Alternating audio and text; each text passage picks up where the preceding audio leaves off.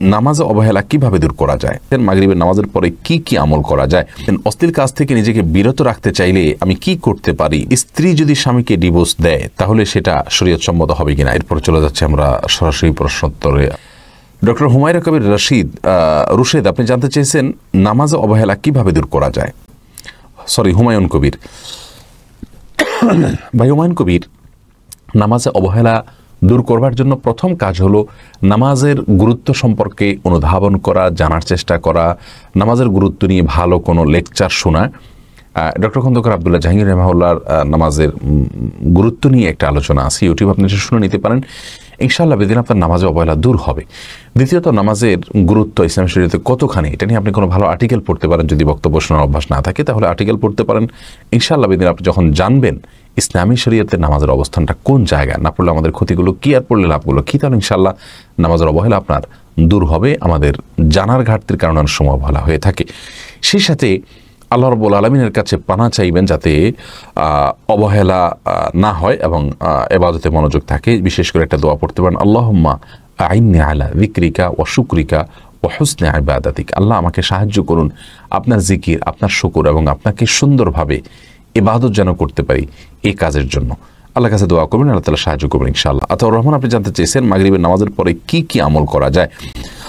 দেখুন, সন্ধ্যার আমলগুলো এগুলো আসরের পর থেকেই করা যায়, মাগরিবের পরে করতে পারেন। আমাদের একটি দোয়ার বই রাসূলুল্লাহ সাল্লাল্লাহু আলাইহি ওয়াসাল্লামের সকাল ও সন্ধ্যার দোয়া ও জিকির নামে, এই বইটাতে আপনি সন্ধ্যার আমলগুলো পেয়ে যাবেন। সেগুলো আসরের পরে মাগরিবের পরে যে কোনো সময় আপনি করতে পারেন। আর নির্দিষ্ট করে সূর্য ডোবার পরে কিছু আমলের কথা হাদিসে বলা আছে, সেগুলো আপনি মাগরিবের পরে করবেন। অতএব সেগুলোর পরিমাণ খুবই কম।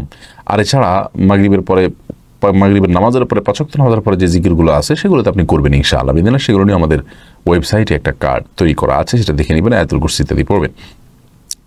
এছাড়া বিশেষ কোনো আমল নেই।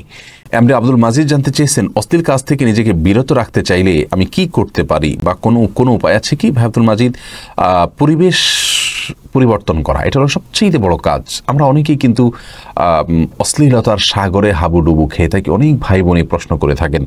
দেখুন, অশ্লীলতা থেকে বেঁচে থাকার জন্য পরিবেশ পরিবর্তন করা, গুনাহের পরিবেশ ত্যাগ করে তাকওয়ার পরিবেশে যাওয়া, এটা হলো সবচেয়ে বড় মাধ্যম।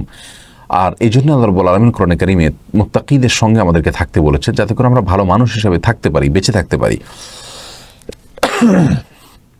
যে জায়গায় অশ্লীলতা আছে সেখান থেকে আগে থেকে বাদ দেওয়ার চেষ্টা করা, আগে থেকে সেখান থেকে দূরে থাকার চেষ্টা করা। আল্লাহ তাআলা তৌফিক দান করুন। সাবরিনা রিঙ্কু আপনি জানতে চেয়েছেন স্ত্রী যদি স্বামীকে ডিভোর্স দেয় তাহলে সেটা শরীয়ত সম্মত হবে কিনা। স্ত্রী যদি স্বামীকে ডিভোর্স দেয়, স্ত্রী কখনো স্বামীকে ডিভোর্স দিতে পারেন না। নবী সাল্লাল্লাহু আলাইহি ওয়াসাল্লাম বলেছেন আত-তালাকু বির-রিজাল ওয়াল ইদ্দাতু বিন-নিসা, তালাক পুরুষরা দিবে, তালাক মেয়েরা দিবে না। মেয়েরা নিজের প্রতি নিজে তালাক গ্রহণ করতে পারে। এখানে ভাষার বেশ কম আছে। মেয়েরা বিবাহ বিচ্ছেদের উদ্যোগ নিতে পারে নিজের প্রতি নিজে তালাক গ্রহণ করে। স্বামীকে তালাক দিলে মানে বলে কখনো তালাক হবে না।